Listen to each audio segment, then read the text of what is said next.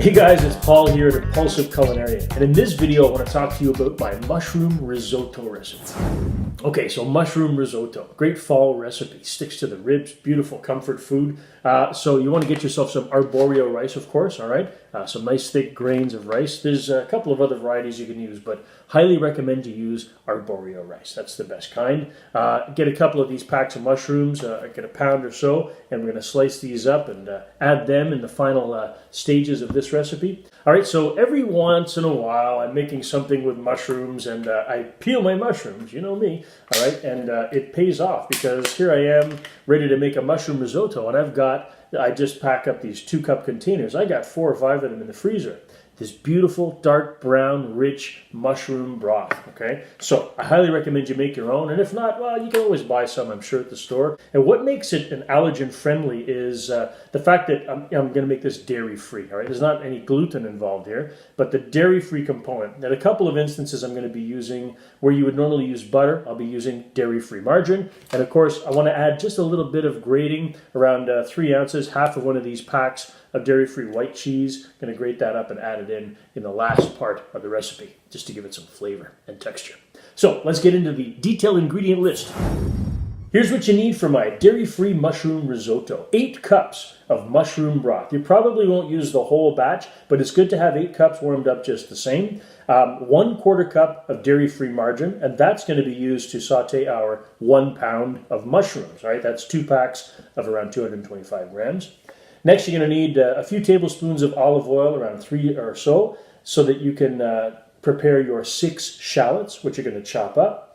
Then you're going to need 2 cups of dry arborio rice, 4 garlic cloves, which you're going to thinly slice, 1 cup of dry white wine, something that you would drink, 3 ounces of dairy-free white cheese, which you're going to grate and add just in the final stages of the recipe, as well as another 2 tablespoons of dairy-free margarine, a couple of tablespoons of white wine, and some salt and freshly ground black pepper to taste.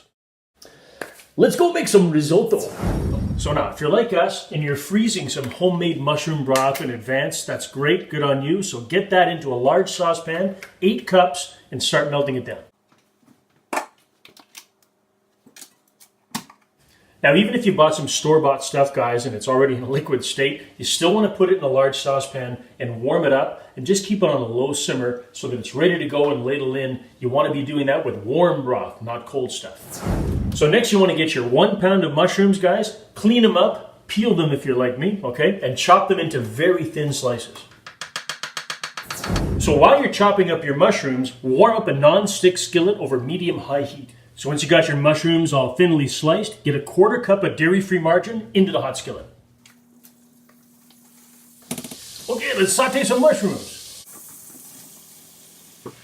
So you want to avoid the temptation to season your mushrooms because as soon as you add salt, all the water comes out and you got a mushroom soup. So you want to keep this on high heat with no salt, okay? And just to brown those mushrooms, get them nice and golden all over.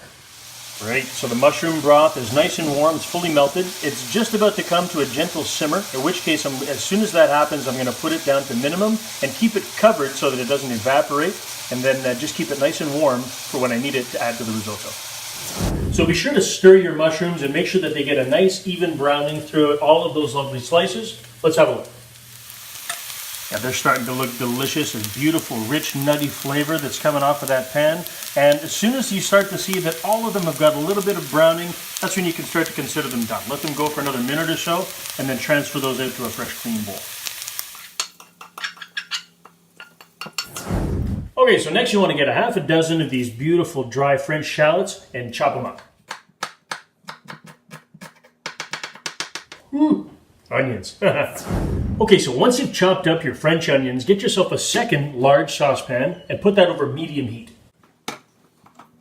So this second large saucepan, that's where you're going to be doing the combining of the entire risotto. So you want to get 3 or 4 generous tablespoons of olive oil into that pan while it's warming up. So now you want to get your chopped shallots into that saucepan. So you want to let those onions saute while stirring occasionally for around 4 to 5 minutes. And while that's happening, get yourself 4 nice big cloves of garlic and slice them nice and thin. There you go, guys, some beautiful thinly sliced garlic. I like doing it that way. It adds a little texture, and you can actually see little tiny pieces of garlic in the recipe when it's done. And now these onions are sauteing nicely. They've been in there for just a couple of minutes, but they're starting to get nice and translucent. So it's almost ready to add the rice. Okay, so you don't want to brown the onions. You just want them to get nice and translucent. When they're there, you want to add your 2 cups of uncooked arborio rice into the pot.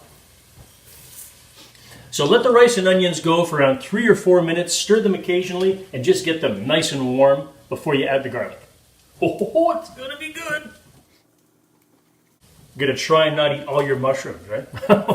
Okay, so once you're done toasting those grains of rice, you're gonna see that some of them are starting to get a little bit of a light brown hue, and it's getting hard to keep them from sticking to the bottom of the pan. That's when you wanna add your sliced garlic. Get used to stirring, guys, because you're going to be doing it for the next 20 minutes. Okay, so at this stage, it should be a chore to keep everything from sticking to the bottom of that pan. That's when you want to add your 1 cup of white wine. Carefully now.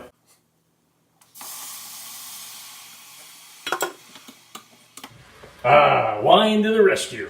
Now stir that all together until the wine has completely evaporated.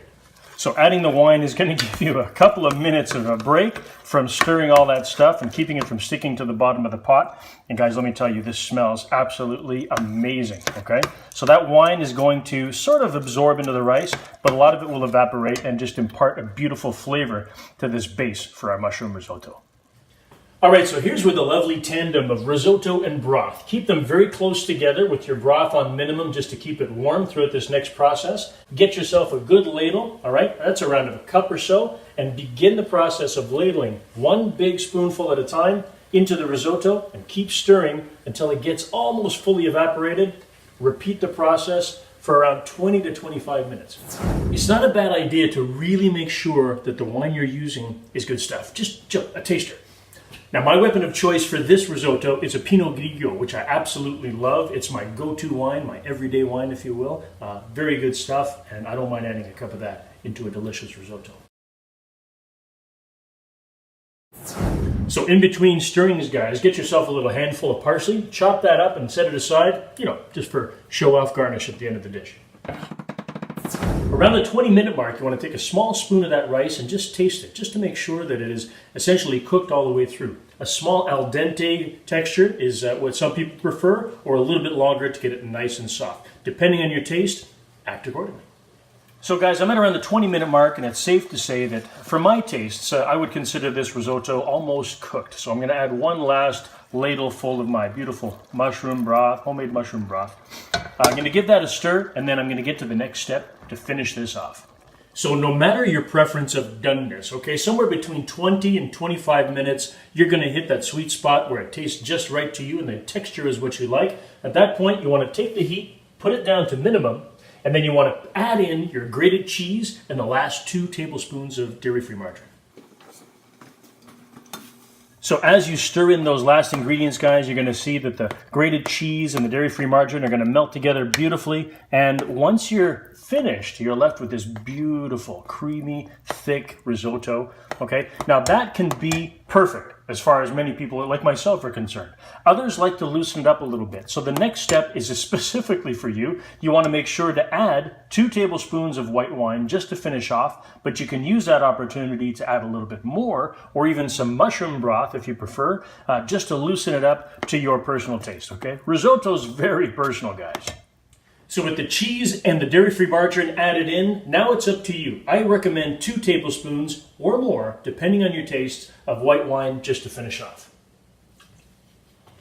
Oh my goodness, that smells fantastic. Hasn't even been seasoned yet, okay? So once you've gotten the consistency or the thickness that you want, that's when you want to fold in your sauteed mushrooms. Be sure to get any of the drippings at the bottom that have accumulated. Add all of that in and gently fold it all together. Wow, that doesn't look delicious at all, right? Okay, so just fold those in. Look at those beautiful browned mushrooms, mixed up with that creamy risotto. I can't wait to dig into this. Now we're gonna have to taste it for the seasonings to make sure that we add just the right amount of salt and pepper to taste. So guys, no use wasting your nice kosher salt or anything like that. Use some fine sea salt, add a pinch at first, taste it, make sure that it's as you like. I recommend no more than a teaspoon and a little bit of freshly ground black pepper.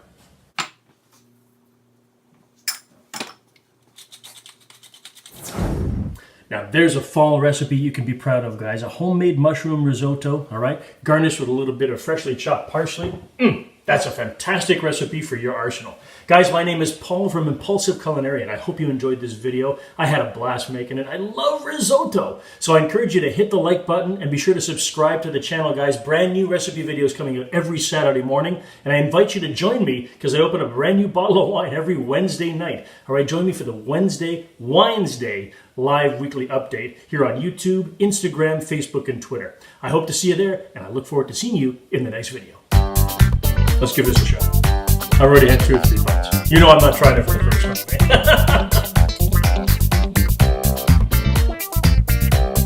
right? Love this stuff. I hope you try it, guys. You're going to love it too.